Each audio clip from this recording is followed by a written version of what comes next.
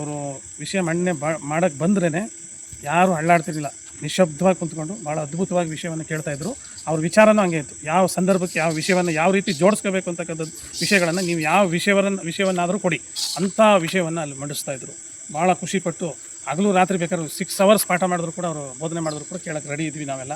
ಮಠಾಧೀಶರು, ಮಾತಾಜಿಗಳು, ಜಿಜ್ಞಾಸುಗಳು ಸುಮಾರು 345 ಜನ ಎಲ್ಲ ಒಟ್ಟಾರೆ ಸೇರ್ಕೊಂಡಿದ್ವಿ.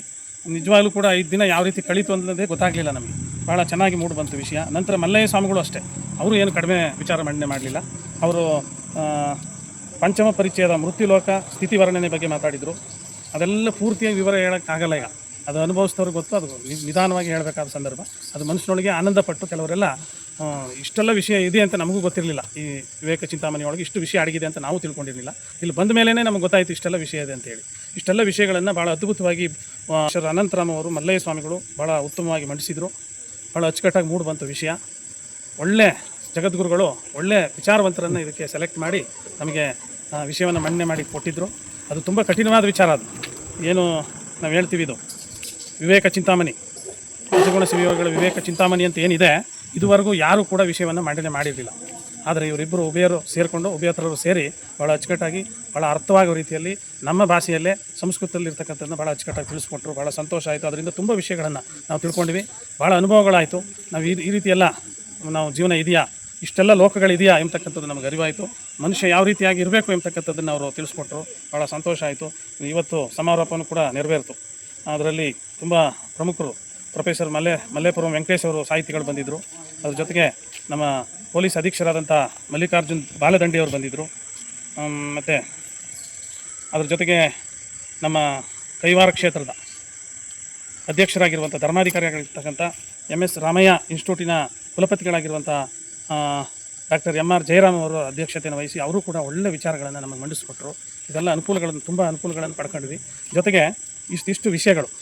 ಇನ್ನು ಈ ಸಂಚಾಲಕರ ಬಗ್ಗೆ ಹೇಳಬೇಕು ಅಂದರೆ ಒಬ್ಬೊಬ್ಬರು ಒಂದೊಂದು ರೀತಿ ವಿಶೇಷವಾಗಿ ಇದ್ದರು. ಕಟ್ಟುನಿಟ್ಟಾಗಿ ಸಮಯ ಪರಿಪಾಲನೆ, ಅದರಲ್ಲೂ ನಮ್ಮ ಆಲಮಟ್ಟಿ ಶ್ರೀಗಳಲ್ಲೂ ಒಂಥರ ಬಂದೋಬಸ್ತಾಗಿ ಇಟ್ಕೊಂಡಿದ್ರು ಎಲ್ಲರನ್ನೂ. ಆ ಕಡೆ ಈ ಕಡೆ ಹಲಗಾಡಂಗಿಲ್ಲ ಸಂಚಾಲಕರು. ಅವ್ರು ಏನು ಆರ್ಡರ್ ಮಾಡ್ತಾರೆ ಒಂದು ಚೂರು ವ್ಯತ್ಯಾಸ ಆಗದಂಗೆ ಭಾಳ ಅದ್ಭುತವಾಗಿ ಸೇವೆಯನ್ನು ಸಲ್ಲಿಸಬೇಕು ಅಂತೇಳಿ ಇಂಚಿಂಚಿಗೂ ಕೂಡ ನಿದ್ದೆ ಮಾಡಿದ್ರೆ ಇಲ್ವೋ ಗೊತ್ತಿಲ್ಲ, ಅವರು ಸುಂಚನಹಳ್ಳಿ ಶ್ರೀಗಳು ಅಷ್ಟು ನೀಟಾಗಿ ಕೆಲಸವನ್ನು ಆ ಸಂಚಾಲಕರ ಮುಖಾಂತರ ಮಾಡಿಸ್ತಾಯಿದ್ರು. ಅದರಲ್ಲಿ ವಿಶೇಷವಾಗಿ ಮುಖ್ಯಸ್ಥರಾಗಿ ಸೇವೆ ಸಲ್ಲಿಸಿದಂಥವ್ರು KP ಬಸವರಾಜ್ ಅಂತ ಹೇಳಿ, ಅವರು ಕೂಡ ಸೇವೆಯನ್ನು ಉತ್ತಮವಾಗಿ ಮೇಲುಸ್ತುವಾರಿಯನ್ನು ನೋಡ್ಕೊಂಡು ಚೆನ್ನಾಗಿ ನಡೆಸಿದ್ರು. ನಂದೀಶ್ ಅವರು ಕೂಡ ನಡೆಸ್ಕೊಟ್ರು.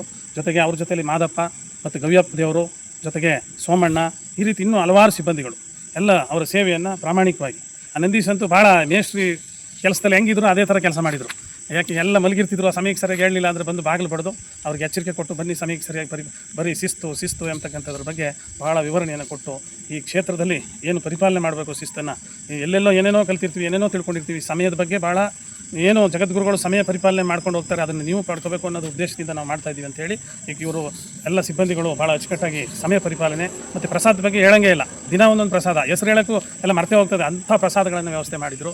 ಅದು ಜಗದ್ಗುರು ಮಹಾಸನ್ನಿಧರು ಕಿರಿಯ ಪೂಜ್ಯರು ಕೂಡ ಜೊತೆಯಲ್ಲೇ 5 ದಿನಗಳು ಸಹ ನಮ್ಮ ಜಯರಾಜೇಂದ್ರ ಶ್ರೀಗಳು, ಕಿರಿಯ ಶ್ರೀಗಳು ಸಾನ್ನಿಧ್ಯವನ್ನು ವಹಿಸಿ, ಮತ್ತು ಉದಯ ಬುದ್ಧಿಯವರು ಅವರು ಕೂಡ ಈ ಸುತ್ತೂರಿನ ಕ್ಷೇತ್ರದ ಬಹಳ ಉಸ್ತುವಾರಿಯನ್ನು ವಹಿಸಿಕೊಂಡು ಅವ್ರ ಕಂಟ್ರೋಲ್ನಲ್ಲಿ ಇದೆಲ್ಲ ನಡೆಯೋದು ನಾವು ಬಂದು ಗಮನಿಸಿದಂಥ ಸಂದರ್ಭದಲ್ಲಿ ಅವರು ಕೂಡ ಬಂದು ಆವಾಗ ಎಚ್ಚರಿಕೆಯನ್ನು ಕೊಟ್ಟು ಎಲ್ಲರೂ ಯಾವ ರೀತಿ ನಡ್ಕೋಬೇಕು, ಹೊರಗಡೆಯಿಂದ ಮಠಾಧೀಶರು, ಮಾತಾಜಿಗಳು, ಜಿಜ್ಞಾಸುಗಳು ಬಂದಿದ್ದಾರೆ, ಅವ್ರಿಗೆ ಯಾವುದೇ ಕೊರತೆಗಳು ಉಂಟಾಗಬಾರ್ದು, ಒಳ್ಳೆ ಮಾಹಿತಿ ತಗೊಂಡು ಹೋಗಿ ಅವರ ಕ್ಷೇತ್ರದಲ್ಲಿ ಅದನ್ನು ಪ್ರಸರಿಸಬೇಕು ಎಂಬತಕ್ಕಂಥ ವಿಷಯಗಳನ್ನು ಅವ್ರು ಮಂಡಿಸಿದ್ರು. ಭಾಳ ಒಟ್ಟಾರೆ ಹೇಳಬೇಕು ಅಂದರೆ ಇಲ್ಲಿ ಎಲ್ಲ ಸಿಬ್ಬಂದಿಗಳು ಅವ್ರ ಮನೆ ಕೆಲಸನೂ ಅಷ್ಟು ಮಟ್ಟಿಗೆ ಮಾಡ್ತಿದ್ದಿಲ್ಲ, ಆ ರೀತಿ ಕೆಲಸಗಳನ್ನು ಅವ್ರು ಮಾಡ್ತಾಯಿದ್ರು ಪ್ರಾಮಾಣಿಕತೆಯಿಂದ. ಎಲ್ಲರೂ ಕೂಡ ಈ ಸುತ್ತೂರು ಮಠದಲ್ಲಿ ಒಂದು ವಿಶೇಷತೆ ಏನಪ್ಪ ಅಂದರೆ ಸೇವೆಯನ್ನು ವಿಶೇಷವಾಗಿ ಇಲ್ಲಿ ಸಲ್ಲಿಸ್ತಾರೆ. ಅದಕ್ಕೆ ಜಗದ್ಗುರುಗಳ ಆಶೀರ್ವಾದನೇ ಮುಖ್ಯ.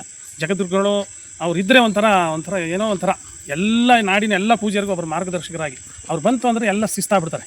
ಸಮಯ ಪರಿಪಾಲನೆ ಇರ್ಬೋದು, ಮಾತಿನಲ್ಲಿರ್ಬೋದು, ಎಲ್ಲ ಇಡ್ತಾ ಆಗ್ಬಿಡ್ತದೆ. ಆ ರೀತಿ ಅವರು ಸುಮ್ಮನೆ ನೋಡಿದ್ರೆ ಸಾಕು, ದೇವ್ರನ್ನ ನೋಡ್ದಂಗೆ ಅವ್ರನ್ನ ಆ ರೀತಿ ಅವರು ನಮಗೆಲ್ಲ ಮಾರ್ಗದರ್ಶಕರಾಗಿ ನಾಡಿನಾದ್ಯಂತ ಸಂಚರಿಸಿ ನಮಗೆಲ್ಲ ಕೊಡ್ತಾ ಇದ್ದಾರೆ. ಆ ಪೂಜ್ಯರ ಸಾನ್ನಿಧ್ಯ ಶ್ರೀ ಕ್ಷೇತ್ರದಲ್ಲಿ ನಾವು ಉತ್ತಮವಾಗಿ ವಿಚಾರಗಳನ್ನು ತಿಳ್ಕೊಂಡಿದ್ದೀವಿ. ಅಧ್ಯಯನ ಶಿಬಿರದಿಂದ ಬಹಳ ಉಪಯೋಗ ಆಗಿದೆ. ಜಿಜ್ಞಾಸುಗಳೆಲ್ಲ ಸಂತೋಷಪಟ್ಟು ಇವತ್ತೆಲ್ಲ ತೆರಳಿದ್ದಾರೆ, ಕೆಲವರು ಉಳ್ಕೊಂಡಿದ್ದಾರೆ. ಬೆಳಗಿನ ಜಾವ ಎಲ್ಲ ನಾವು ಬೆಳಗ್ಗೆ ಎದ್ದೆಲ್ಲ ನಿರ್ಗಮಿಸ್ತಾ ಇದ್ದಾರೆ. ಎಲ್ಲ ಒಟ್ಟಾರೆ ಶಿಬಿರ ಭಾಳ ಅದ್ಭುತವಾಗಿತ್ತು. ಅನುಭವದ ವಿಚಾರಗಳು ಇಷ್ಟಿದೆ, ಇನ್ನೂ ತುಂಬ ವಿಷಯ ಇದೆ. ಸಮಯದ ಅಭಾವದಿಂದ ಇಷ್ಟು ತಿಳಿಸಿರ್ತೇವೆ ಸರ್.